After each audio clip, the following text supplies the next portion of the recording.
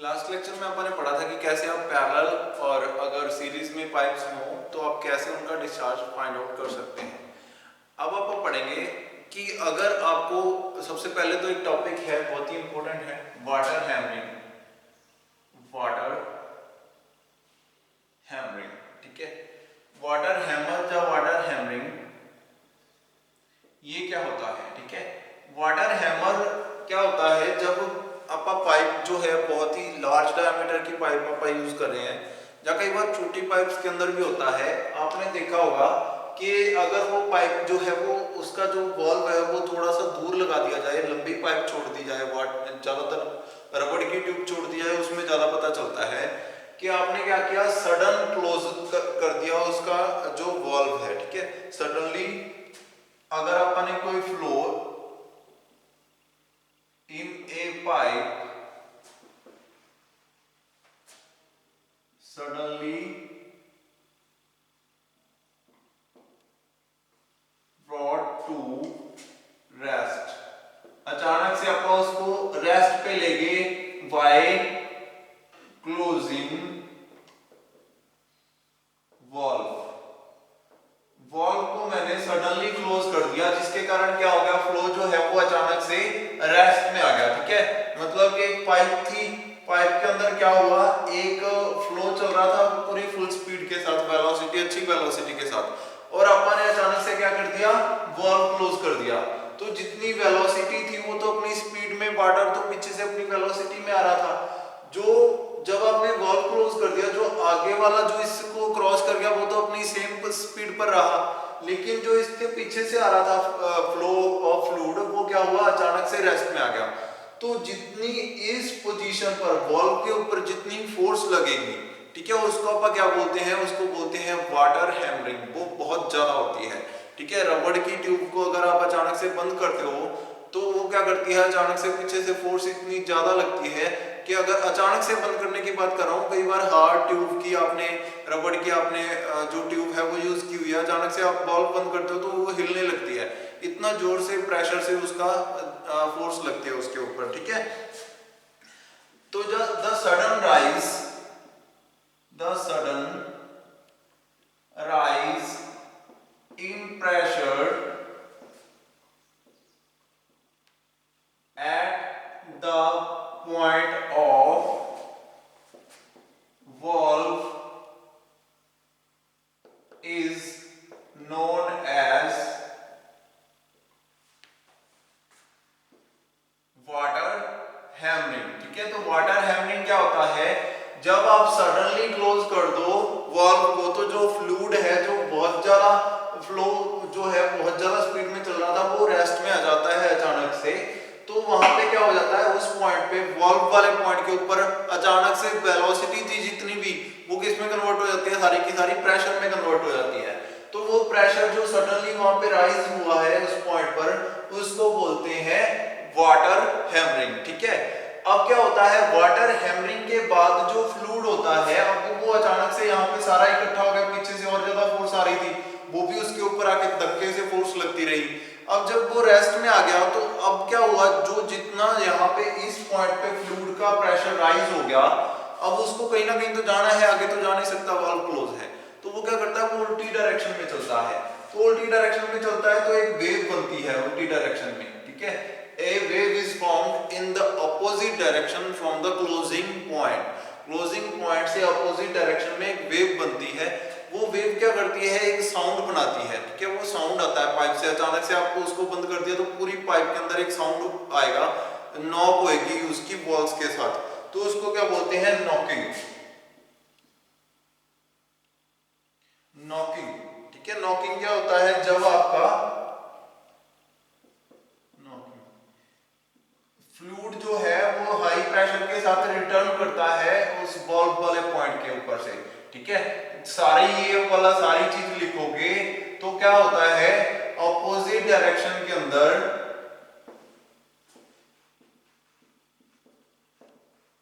Fluid जो है वो फ्लो करने लग जाता है। फ्लूइड जो है वो क्या करता है, फ्लो करना इन ऑपोजिट डायरेक्शन, ठीक है।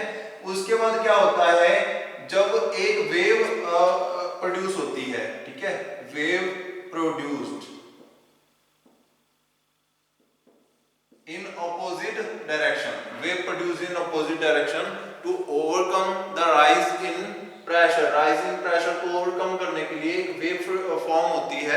वेव प्रोड्यूस होती है जो कि अपोजिट डायरेक्शन में चलती है, और जब वो दीवारों के साथ टकराती है तो वहां पे एक साउंड आता है, ठीक है।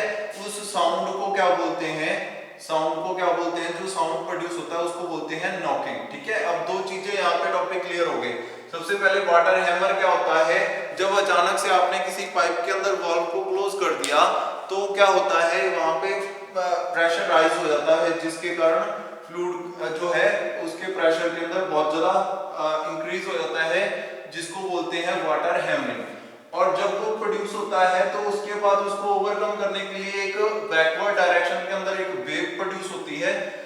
तो वो वेव को जब वो दीवारों के साथ टकराती है, सरफेस के साथ टकराती है, तो एक साउंड प्रोड्यूस होता है, उसको बोलते हैं नॉकिंग। नेक्स्ट आते हैं न्यूमेरिकल्स के ऊपर।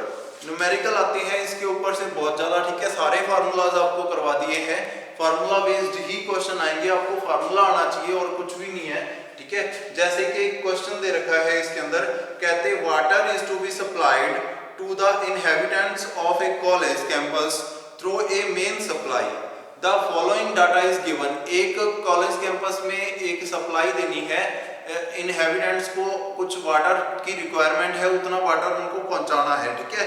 तो कहते the distance of reservoir from the campus, campus से मतलब कि लेंथ ऑफ पाइप अपने पास कितनी है, 3000 मीटर, ठीक है। 3000 मीटर लेंथ है जो कि अपने को रिक्वायर्ड है, यहां से आपने वाटर को सप्लाई करवाना है, ठीक है। नंबर ऑफ इनहेबिटेंट्स, इनहेबिटेंट्स जितने लोगों को पानी की आपूर्ति करनी है वो कितने हैं, 4000 लोगों को पानी पहुंचाना है अपने, ठीक है। उसके बाद कहते हैं कि हर एक इनहेबिटेंट्स की कैपेसिटी कितनी है, 180 लीटर, 180 लीटर एक बंदे की, एक इनहेबिटेंट की कैपेसिटी, और पहुंचाने वो है इनहेबिटेंट्स है 4000। तो टोटल आपको कितना लीटर वो वाटर की रिक्वायरमेंट होगी वो यहाँ से अपन निकाल लेंगे। उसके बाद और क्या लिखा हुआ है यहाँ पे, loss of head due to friction. उसके बाद जब 3000 किलोमीटर तक, 3000 मीटर तक, 3 किलोमीटर तक वो पाइप आई तो उसमें क्या हो गया, हेड लॉस हो गया, ठीक है। Head loss total ingredient line होती है जो हेड लॉस, एच यहाँ पे इतना रहेगा, यहाँ पे इतना रहेगा, ठीक है। कितना हेड लॉस हुआ यहां से लेकर यहां तक, ये हेड लॉस कितना है, ये हो गया हेड लॉस आपका 18 मीटर, 18 मीटर। मतलब कि अगर यहाँ पे आपने जो वाटर टैंक रखा था वो अगर 100 मीटर होता, 100 मीटर की ऊंचाई पर आप वाटर टैंक रखते तो यहाँ पर आने के बाद पानी 100 मीटर ऊंचाई तक जा ही नहीं पाता, वो 100 मीटर से 18 मीटर नीचे रह जाता, ठीक है। 18 मीटर जो है वो हेड लॉस हो गया, ठीक है। तो कितना रह जाता, वो अप्रॉक्स आपका 82 समथिंग, ठीक है, इतना रह जाता वो। बाकी जो 18 मीटर है वो क्या हो गया, हेड लॉस हो गया। उसके बाद और क्या दे रखा है, कोएफिशिएंट ऑफ फ्रिक्शन दे रखा है, F, कोएफिशिएंट ऑफ फ्रिक्शन, ये इंपॉर्टेंट है। ये कितना दे रखा है आपको, 0.007, ये दे रखा है कोएफिशिएंट ऑफ फ्रिक्शन।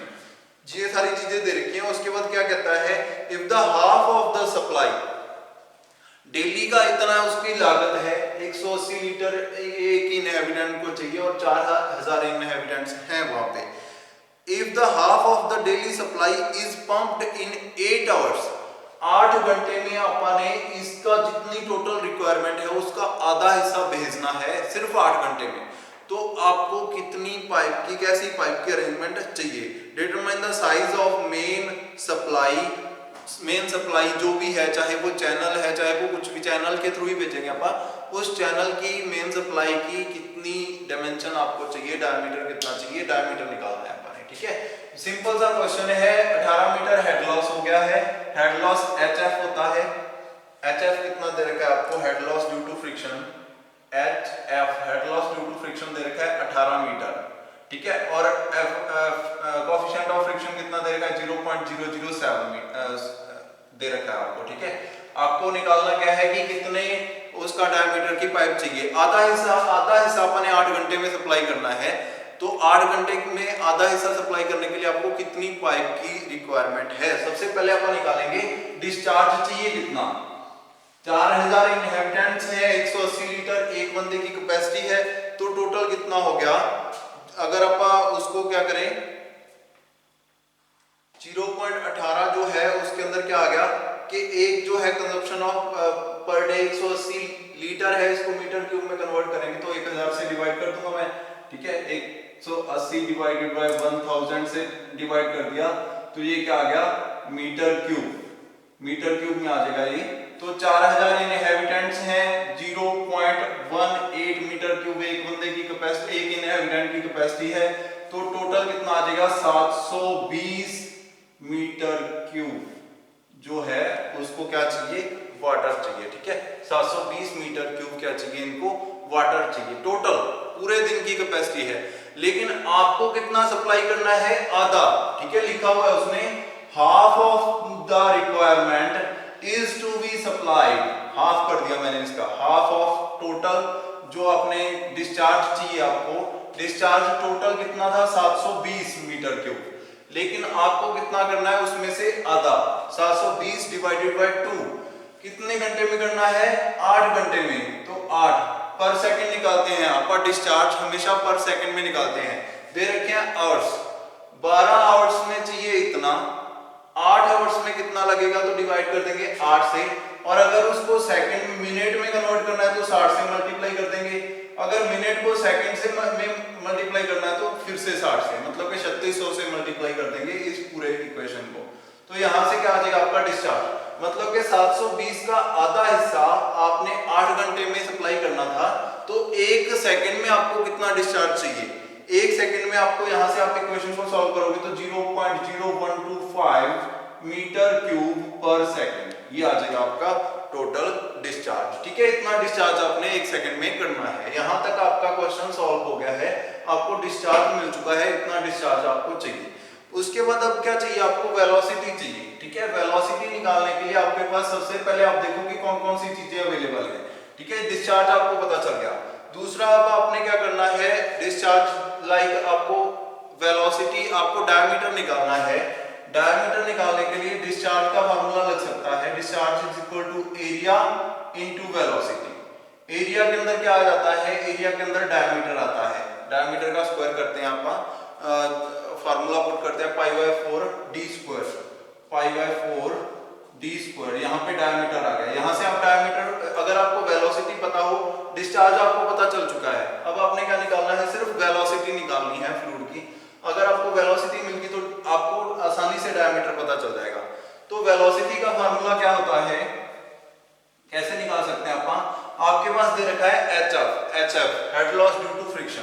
तो HF किसके बराबर होता है, head loss due to friction किसके बराबर होता है, is equal to 4 into F into L into V square divided by 2G। ये फार्मूला सब जगह पे लगता है, V square divided by 2G into D diameter. यहां से आप क्या निकाल सकते हो, HF आपको दे रखा है, head loss due to friction कितना दे रखा है, 18 metre, is equal to 4 into F, frictional factor कितना दे रखा है 0.007 इंटू L कितना दे रखा है, L आपको दे रखा है 3000 मीटर। 3000 मीटर तो इसके अंदर मीटर के अंदर ही लिखना है अपन ने, तो 3000 मीटर यहाँ पे सीधा सीधा लिख देंगे, ठीक है। और कौन कौन सी चीजें होती हैं इसके अंदर, 3000 मीटर के बाद आपने तीसरी आगे क्या कुछ रखा है, V स्क्वायर। V स्क्वायर आपको पता नहीं है अभी, V स्क्वायर को सिंपल यहाँ पे सेम लिख सकता हूँ, बाकी सारी चीजें आपको पता होंगी तो आसानी से फाइंड आउट कर सकते हैं। डिवाइडेड बाय, इनटू लिख देता हूँ यहाँ पे, divided by 2G, 2 into 9.81, same to same लिख दिया, इंटू डायमीटर। डायमीटर फिर से मेरे को पता नहीं है डायमीटर कितना है, ठीक है। डायमीटर तो अभी अपन ने फाइंड आउट करना है। तो जब आप इसको फॉलो करोगे तो ये सारी इक्वेशन को मैं यहीं पे छोड़ देता हूँ, क्योंकि इसके अंदर भी अपने को V स्क्वायर चाहिए और D चाहिए, D भी नहीं पता, V स्क्वायर भी नहीं पता।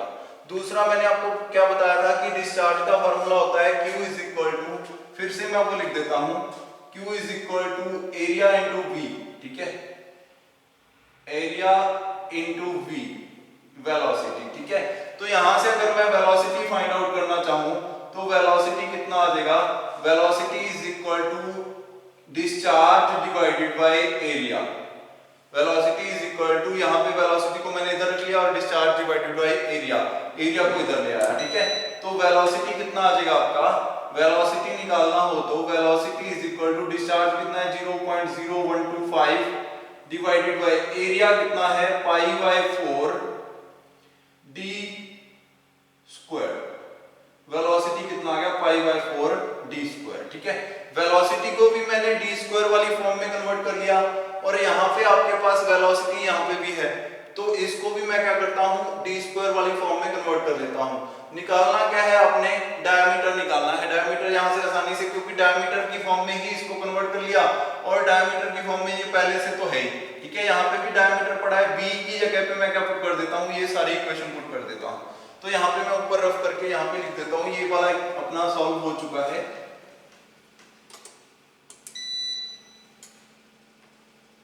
इसको मैंने क्या किया just 18 is equal to 4 into 0.007 into 3000 into V square की जगह पे ये वाली इक्वेशन पुट कर दी सारी। v is equal to V square आप उसका पूरे का कर देंगे इक्वेशन का 0.0125 divided by pi by 4 into D square पूरे का स्क्वायर होल स्क्वायर।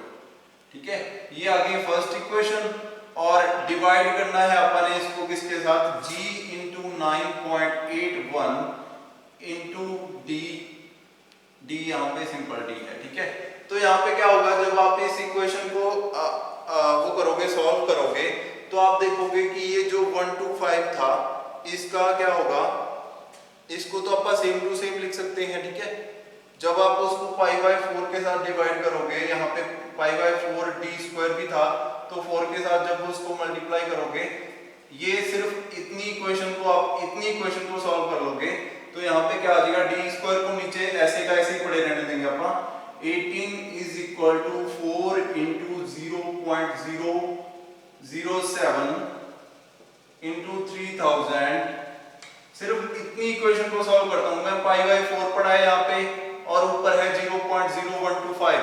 ठीक है, इसको जब आप डिवाइड करोगे तो कितना आ जाएगा 0.0159 का स्क्वायर। ठीक है, इतनी इक्वेशन को डिवाइड किया तो ऊपर स्क्वायर तो था ही पूरी इक्वेशन के तो यहाँ पे स्क्वायर लिख देता हूं मैं और डिवाइडेड बाय जो डी था डी को जब स्क्वायर किया डी स्क्वायर पहले ही था दोबारा स्क्वायर किया तो डी की पावर 4 हो गया और जब ये नीचे आएगा तो यहाँ पे आ जाता इसके नीचे डी की पावर 4। लेकिन इसको अगर मैं और नीचे यहाँ पे लेके आता तो ये इसके साथ मल्टीप्लाई हो जाता तो जी सॉरी यहाँ पे क्या है ग्रेविटी 9.81 ये तो अपन ने लिख ही रखा है। ठीक है, इसको यहाँ पे जी लिखने की जरूरत नहीं है 9.81 अपन ने पहले ही लिख दिया था यहाँ पे। ठीक है, 9.81 जी को ही बोलते हैं तो नीचे मैं क्या लिख सकता हूँ 9.81 इंटू डी की जगह पे मैं क्या पुट कर देता हूँ डी की जगह पे डी की पावर 4 यहाँ से आ गया और एक नीचे पड़ा है तो डी की पावर 5। ठीक है, इस पूरी इक्वेशन को डी की पावर 5 को इधर ले आएंगे 18 को इधर ले जाएंगे बस इतना सा काम करना है। डी की पावर 5 को यहाँ पे ले आया और 18 को इधर ले गया। पूरी कैलकुलेशन को कैसे में पुट कर देंगे तो डी की वैल्यू कितनी आ जाएगी जो अंडर तक वो करना है ये 5 है। ठीक है, यहाँ पे 5 को जब उसको करेंगे तो यहाँ पे डी की वैल्यू अकेले डी की वैल्यू कितनी आ जाएगी 0.143। इस पूरी इक्वेशन को सॉल्व करने के बाद ये वैल्यू आ जाएगी, ये क्या होगा आपका आंसर होगा। ठीक है, ऐसे आप डी निकाल सकते हो। अपन ने किया क्या शुरू से फिर से निकाल बता देता हूं आपको क्या क्या चीजें दे रखी थी। डिस्टेंस दे रखा था, ठीक है 3000 मीटर। उसके बाद आपको दे रखा था नंबर ऑफ इनहेबिटेंट्स दे रखा था 4000 और एक इनहेबिटेंट की कैपेसिटी थी 180 लीटर। तो अपन ने 180 लीटर को सबसे पहले मीटर क्यूब में कन्वर्ट किया। लीटर को मीटर क्यूब में कन्वर्ट करने के लिए 1000 से डिवाइड करते हैं तो 0.18 ये क्या आ गया आपका मीटर क्यूब आ गया। उसके बाद एक इनहेबिटेंट की कैपेसिटी 0.18 मीटर क्यूब तो 4000 इनहेबिटेंट की कैपेसिटी कितनी हो जाएगी 720 मीटर क्यूब। 720 मीटर क्यूब का क्वेश्चन ये आया है कि आपको पूरा नहीं सप्लाई करना, आपको उसका आधा सप्लाई करना है लेकिन 8 घंटे में सप्लाई करना है। तो मैंने क्या किया था 720 को डिवाइड कर दिया 2 से कितना रह गया हाफ आधा रह गया। उसके बाद कितने घंटे में सप्लाई करना है 8 घंटे में। तो 8 घंटे में इतनी सप्लाई करनी है अपन ने पर आवर आ लेकिन आपका डिस्चार्ज निकालते हैं पर सेकंड में। तो आवर्स को उसमें कन्वर्ट करने के लिए मैं क्या करता हूँ 3600 से मल्टीप्लाई कर देता हूँ सेकंड में कन्वर्ट करने के लिए। तो यहाँ पे जितना भी आंसर आएगा वो क्या होगा, आंसर डिस्चार्ज जितना आया था 0.0125 मीटर क्यूब पर सेकंड, सेकंड में कन्वर्ट कर लिया इसको, ठीक है। यहाँ से अब डिस्चार्ज आ गया आपके पास। डिस्चार्ज के बाद आप क्या निकाल सकते हो, वेलोसिटी निकाल सकते हो। डिस्चार्ज से वेलोसिटी निकाली तो इतनी आ गई, लेकिन इसके अंदर अपने को सिर्फ डी का पता नहीं था, डी कितना है। तो मैंने इतनी इक्वेशन को सॉल्व कर दिया, लेकिन डी स्क्वायर को पड़ा रहने दिया सेम टू सेम। इतनी इक्वेशन को सॉल्व करने के बाद आपके पास कितना आ गया था, 0.0159 का स्क्वायर ऊपर आ गया और डी स्क्वायर नीचे आ गया, ठीक है। अब इसको मैंने पुट कर दिया, v यहां से भी आ गया मेरे पास।